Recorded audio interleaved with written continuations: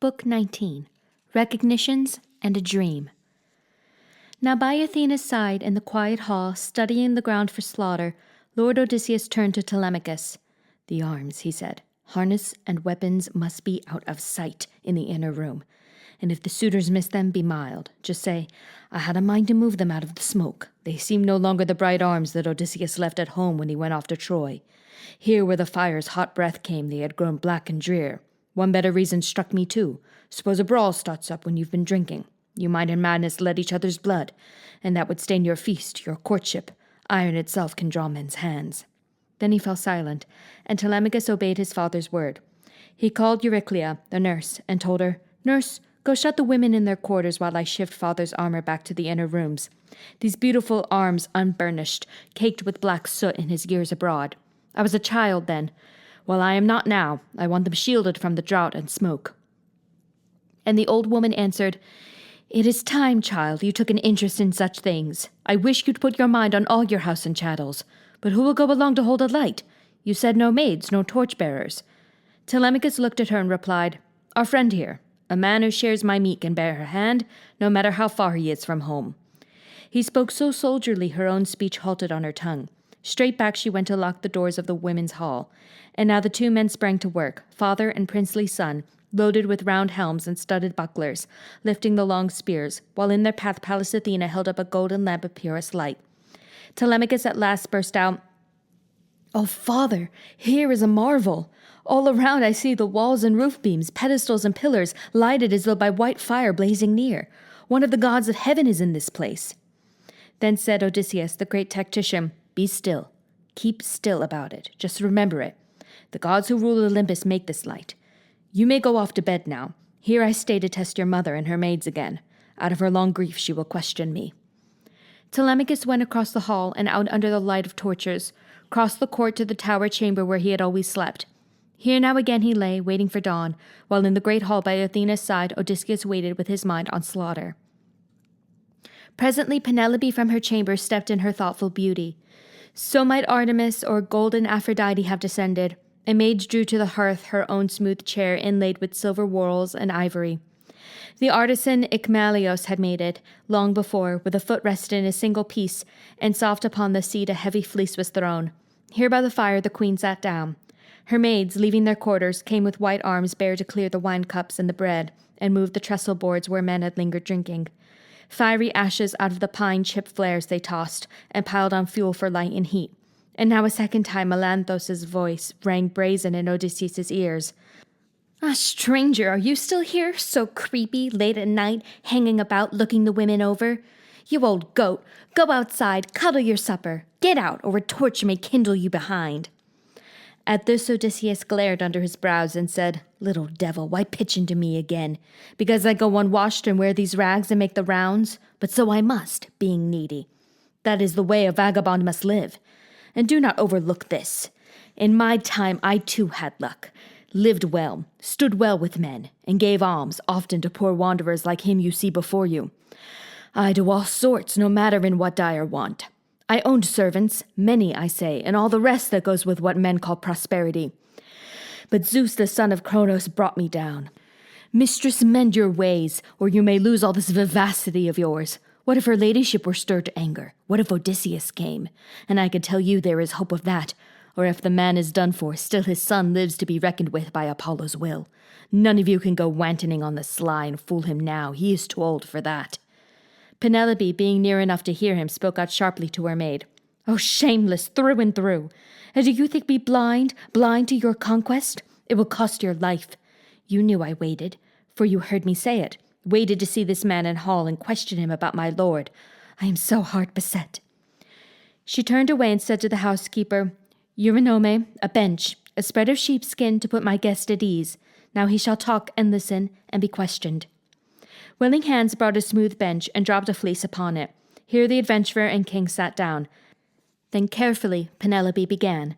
"Friend, let me ask you first of all, who are you? Where do you come from? Of what nation and parents were you born?" And he replied, "My lady, never a man in the wide world should have a fault to find with you. Your name has gone out under heaven like the sweet honor of some God-fearing king, who rules inequity over the strong. His black lands bear both wheat and barley, fruit trees laden bright, new lambs at lambing time, and the deep sea gives great hauls of fish by his good strategy, so that his folk fare well. Oh, my dear lady, this being so, let it suffice to ask me of other matters, not my blood, my homeland. Do not enforce me to recall my pain. My heart is sore, but I must not be found sitting in tears here in another's house. It is not well forever to be grieving. One of the maids might say, or you might think, I had got maudlin over cups of wine. And Penelope replied, Stranger, my looks, my face, my carriage were soon lost or faded when the Achaeans crossed the sea to Troy. Odysseus, my lord, among the rest. If he returned, if he were here to care for me, I might be happily renowned. But grief instead heaven sent me, years of pain. Sons of the noblest families on the island, Dulichion, Same, wooden Zakynthos, with native Ithacans are here to court me, against my wish, and they consume this house. Can I give proper heed to guest or suppliant or herald on the realm's affairs? How could I, wasted with longing for Odysseus, while here they press for marriage? Ruses served my turn to draw the time out. First a close-grained web I had the happy thought to set up weaving on my big lumen hall. I said that day, Young men, my suitors, now my lord is dead. Let me finish my weaving before I marry, or else my thread will have been spun in vain. It is a shroud I weave for Lord Laertes, when cold death comes to lay him on his bier. The country wives would hold me in dishonor if he, with all his fortune, lay unshrouded. I reached their hearts that way, and they agreed. So every day I wove on the great loom, but every night by torchlight I unwove it. And so for 3 years I deceived the Achaeans. But when the seasons brought a 4th year on, as long months waned and the long days were spent, through impudent folly and the slinking maids they caught me, clamoured up to me at night. I had no choice then but to finish it. And now, as matters stand at last, I have no strength left to evade a marriage. Cannot find any further way. My parents urge it upon me, and my son will not stand by while they eat up his property. He comprehends it, being a man full grown, able to oversee the kind of house Zeus would endow with honor. But you too confide in me. Tell me your ancestry. You were not born of mythic oak or stone. And the great master of invention answered, O honorable wife of Lord Odysseus, must you go on asking about my family? Then I will tell you, though my pain be doubled by it, and whose pain would not if he had been away as long as I have, and had had hard roving in the world of men. But I will tell you even so, my lady. One of the great islands of the world in mid-sea, in the wine-dark sea, is Crete, spacious and rich and populous, with 90 cities and a mingling of tongues. Achaeans there are found, along with Cretan hillmen of the old stock, and Cadonians, Dorians in 3 bloodlines, Pelasgians, and one among their 90 towns is Knossos. Here lived King Minos, whom great Zeus received every 9th year in private council. Minos, the father of my father, Deucalion.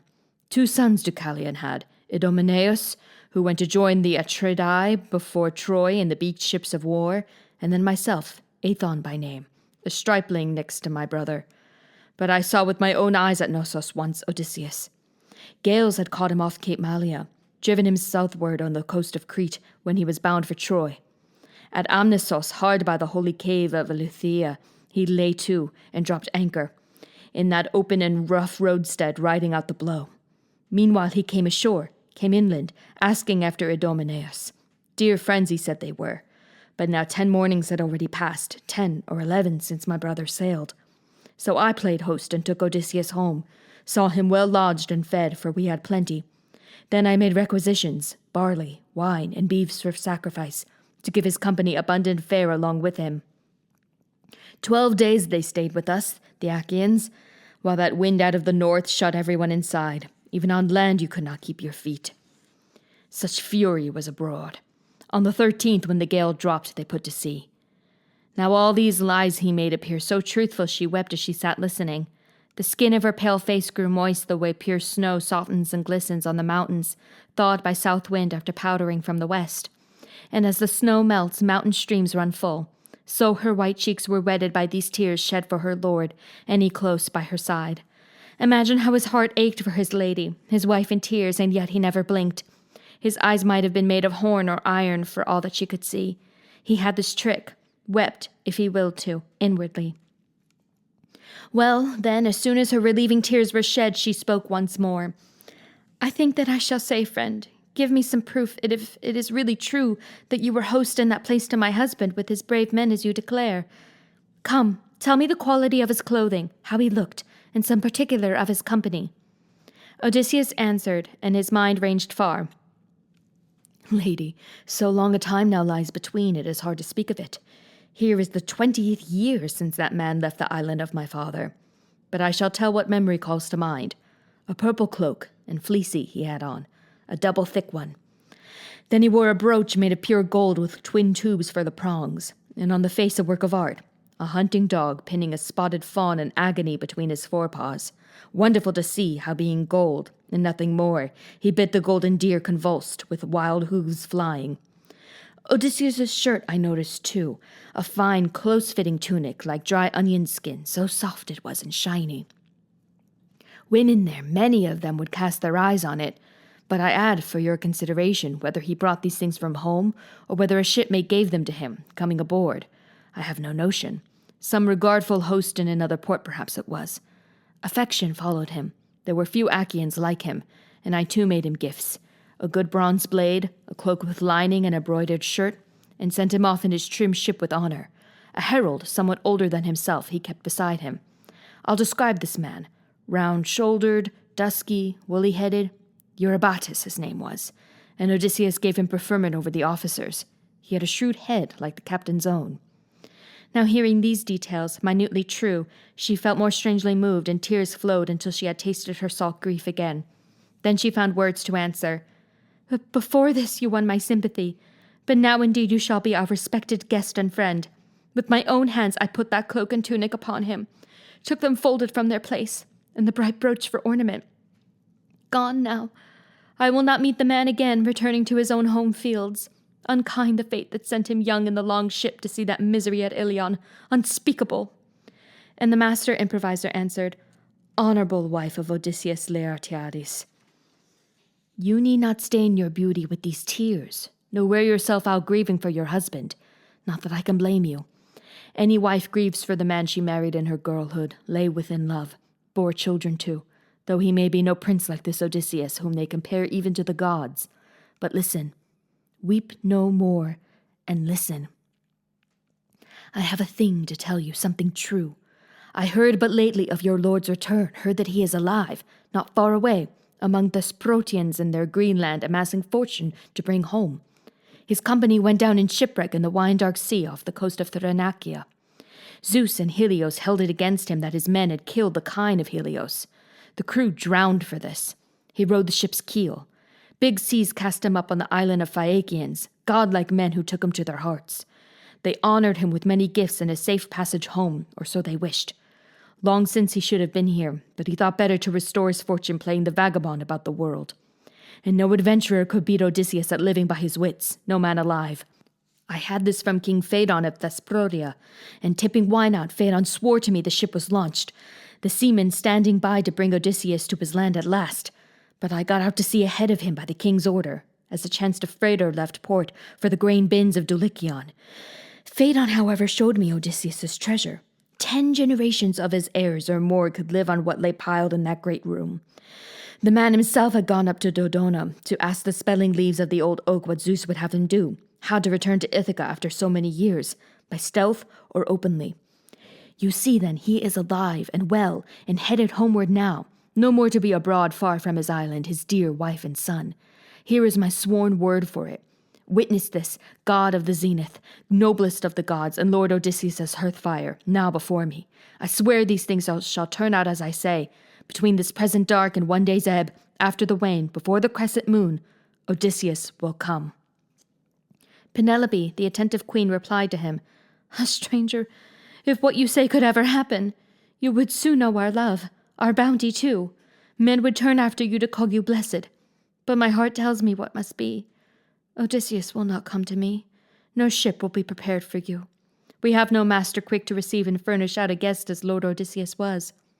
Or did I dream him?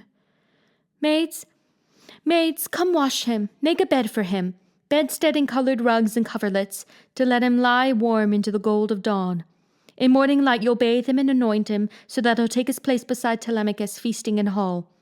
If there be one man there to bully or annoy him, that man wins no further triumph here, burn though he may. How will you understand me, friend? How find in me, more than in common women, any courage or gentleness, if you are kept in rags and filthy at our feast? Men's lives are short. The hard man and his cruelties will be cursed behind his back and mocked in death. But one whose heart and ways are kind, of him strangers will bear report to the wide world, and distant men will praise him. Warily Odysseus answered, Honorable lady, wife of Odysseus Laertiades, a weight of rugs and cover, not for me. I've had none since the day I saw the mountains of Crete, white with snow, low on the sea line fading behind me as the long oars drove me north. Let me lie down tonight as I've lain often, many a night unsleeping, many a time afield on hard ground waiting for pure dawn. No, and I have no longing for a foot bath either. None of these maids will touch my feet, unless there is an old one, old and wise, one who has lived through suffering as I have. I would not mind letting my feet be touched by that old servant. And Penelope said, Dear guest, no foreign man so sympathetic ever came to my house, no guest more likable, so wry and humble are the things you say. I have an old maid-servant ripe with years, one who in her time nursed my lord. She took him into her arms the hour his mother bore him. Let her then wash your feet, though she is frail. Come here, stand by me, faithful Euryclea, and bathe your master. I almost said, for they are of an age, and now Odysseus's feet and hands would be enseamed like his. Men grow old, and soon in hardship. Hearing this, the old nurse hid her face between her hands and wept hot tears, and murmured, Oh, my child, I could do nothing for you. How Zeus hated you, no other man so much. No use, great heart. O faithful heart, the rich thigh bones you burnt to Zeus who plays in lightning. And no man ever gave more to Zeus with all your prayers for a green age, a tall son reared to manhood. There is no day of homecoming for you. Stranger, some women in some far-off place perhaps have mocked my lord when he'd be home, as now these strumpets mock you here. No wonder you would keep clear of all their whorishness and have no bath. But here am I. The queen Penelope, Icarios' daughter, bids me. So let me bathe your feet to serve my lady, to serve you too. My heart within me stirs, mindful of something. Listen to what I say. Strangers have come here, many through the years, but no one ever came, I swear, who seemed so like Odysseus, body, voice, and limbs, as you do. Ready for this, Odysseus answered, Old woman, that is what they say. All who have seen the two of us remark how like we are, as you yourself have said, and rightly too. Then he kept still, while the old nurse filled up her basin glittering in firelight. She poured cold water in, then hot. But Lord Odysseus whirled suddenly from the fire to face the dark. The scar. He had forgotten that. She must not handle his scarred thigh, or the game was up. But when she bared her lord's leg, bending near, she knew the groove at once. An old wound a boar's white tusk inflicted on Parnassus years ago. He had gone hunting there, in company with his uncles and Autolycus, his mother's father, a great thief and swindler by Hermes' favor, for Autolycus pleased him with burnt offerings of sheep and kids. The god acted as his accomplice. Well, Autolycus on a trip to Ithaca arrived just after his daughter's boy was born. In fact, he had no sooner finished supper than Nurse Euryclea put the baby down in his own lap and said, It is for you now to choose a name for him, your child's dear baby, the answer to her prayers. Autolycus replied, My son-in-law, my daughter. Call the boy by the name I tell you. Well, you know, my hand has been against the world of men and women, odium and distrust I've won. Odysseus should be his given name. When he grows up, when he comes visiting his mother's home under Parnassus, where my treasures are, I'll make him gifts and send him back rejoicing. Odysseus in due course went for the gifts, and old Autolycus and his sons embraced him with welcoming sweet words. And Amphithea, his mother's mother, held him tight and kissed his head and his fine eyes. The father called on his noble sons to make a feast, and going about it briskly they led in an ox of 5 years, whom they killed and flayed and cut in bits for roasting on the skewers with skilled hands, with care, then shared it out. So all the day, until the sun went down, they feasted to their heart's content. At evening, after the sun was down and dusk had come, they turned to bed and took the gift of sleep. When the young dawn spread in the eastern sky her fingertips of rose, the men and dogs went hunting, taking Odysseus. They climbed Parnassus's rugged flank mantled in forest, entering amid high windy folds at noon when Helios beat upon the valley floor and on the winding ocean whence he came. With hounds questing ahead in open order, the sons of Autolycus went down a glen, Odysseus in the lead, behind the dogs, pointing his long shadowing spear. Before them a great boar lay hid in undergrowth, in a green thicket proof against the wind or sun's blaze, fine soever the needling sunlight, impervious too to any rain, so dense that cover was, heaped up with fallen leaves. Patter of hounds' feet, men's feet, woke the boar as they came up, and from his woody ambush with razor back bristling and raging eyes, he trotted and stood at bay. Odysseus, being on top of him, had the first shot, lunging to stick him, but the boar had already charged under the long spear. He hooked aslant with one white tusk and ripped out flesh above the knee, but missed the bone. Odysseus' second thrust went home by luck, his bright spear passing through the shoulder joint, and the beast fell, moaning as life pulsed away. Autolycus' tall sons took up the wounded, working skillfully over the Prince Odysseus to bind his gash, and with a rune they staunched the dark flow of blood. Then downhill swiftly they all repaired to the father's house, and there tended him well, so well they soon could send him, with grandfather Autolycus' magnificent gifts, rejoicing, oversea to Ithaca. His father and the lady Anticlea welcomed him, and wanted all the news of how he got his wound, so he spun out his tale, recalling how the boar's white tusk caught him when he was hunting on Parnassus. This was the scar the old nurse recognized. She traced it under her spread hands, then let go, and into the basin fell the lower leg, making the bronze clang, sloshing the water out. Then joy and anguish seized her heart. Her eyes filled up with tears, her throat closed, and she whispered, with hand held out to touch his chin, "Oh, yes, you are Odysseus. Ah, dear child, I could not see you until now, not till I knew my master's very body with my hands." Her eyes turned to Penelope with desire to make her lord, her husband, known. In vain, because Athena had been mused the queen, so that she took no notice, paid no heed. At the same time, Odysseus' right hand gripped the old throat. His left hand pulled her near, and in her ear he said, "Will you destroy me, nurse, who gave me milk at your own breast? Now with a hard lifetime behind, I've come in the 20th year home to my father's island. You found me out, as the chance was given you. Be quiet. Keep it from the others, else I warn you, and I mean it too. If by my hand God brings the suitors down, I'll kill you, nurse or not, when the time comes. When the time comes to kill the other women." Euryclea kept her wits and answered him, "Oh, what mad words are these you let escape you? Child, you know my blood. My bones are yours. No one could whip this out of me. I'll be a woman turned to stone, iron I'll be. And let me tell you too, mine now. If God cuts down the arrogant suitors by your hand, I can report to you on all the maids, those who dishonor you, and the innocent." But in response the great tactician said, "Nurse, no need to tell me tales of these.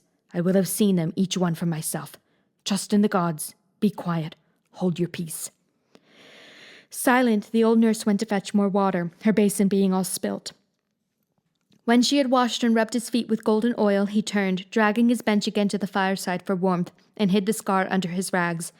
Penelope broke the silence, saying, "Friend, allow me one brief question more. You know the time for bed, sweet rest is coming soon. If only that warm luxury of slumber would come to enfold us in our trouble. But for me, my fate at night is anguish and no rest. My day being busy, seeing to my work, I find relief sometimes from loss and sorrow. But when night comes and all the world's abed, I lie in mine alone, my heart thudding, while bitter thoughts and fears crowd on my grief. Think how Pandareus' daughter, pale forever, sings as the nightingale in the new leaves through those long quiet hours of night, on some thick flowering orchard bough in spring. How she rills out and tilts her note, high now low, mourning for Tylos, whom she killed in madness, her child, and her lord Zethos' only child. My forlorn thought flows variable as her song, wondering, shall I stay beside my son, and guard my own things here, my maids, my hall, to honor my lord's bed in the common talk? Or had I best join fortunes with the suitor, the noblest one, most lavish in his gifts? Is it now time for that? My son being still a callow boy forbade marriage, or absence from my lord's domain. But now the child is grown up, a man. He, too, begins to pray for my departure, aghast at all the suitors gorge on. Listen, interpret me this dream. From a water's edge 20 fat geese have come to feed on grain beside my house, and I delight to see them. But now a mountain eagle with great wings and crooked beaks storms in to break their necks and strew their bodies here. Away he soars into the bright sky, and I cry aloud. All this in dream. I wail, and round me gather softly braided Achaean women mourning because the eagle killed my geese. Then down out of the sky he drops to a cornice beam with mortal voice telling me not to weep. Be glad, says he, renowned Icarios' daughter. Here is no dream, but something real as day, something about to happen. All those geese were suitors, and the bird was I. See now, I am no eagle, but your lord come back to bring inglorious death upon them all. As he said this, my honeyed slumber left me. Peering through half-shut eyes, I saw the geese in hall, still feeding at the self-same trough. The master of subtle ways and straight replied, My dear, how can you choose to read the dream differently? Has not Odysseus himself shown you what is to come? Death to the suitors, sure death too. Not one escapes his doom. Penelope shook her head and answered, Friend, many and many a dream is mere confusion, a cobweb of no consequence at all. 2 gates for ghostly dreams there are, 1 gate of honest horn and 1 of ivory. Issuing by the ivory gate are dreams of glimmering illusion, fantasies, but those that come through solid polished horn may be borne out, if mortals only know them. I doubt it came by horn, my fearful dream. Too good to be true, that, for my son and me. But one thing more I wish to tell you. Listen carefully. It is a black day, this that comes. Odysseus' house and I are to be parted. I shall decree a contest for the day. We have 12 axe heads. In his time my lord can line them up, all 12, at intervals like a ship's ribbing. Then he'd back away a long way off and whip an arrow through. Now I'll impose this trial on the suitors. The one who easily handles and strings the bow and shoots through all 12 axes I shall marry, whoever he may be. Then look my last on this my first love's beautiful brimming house.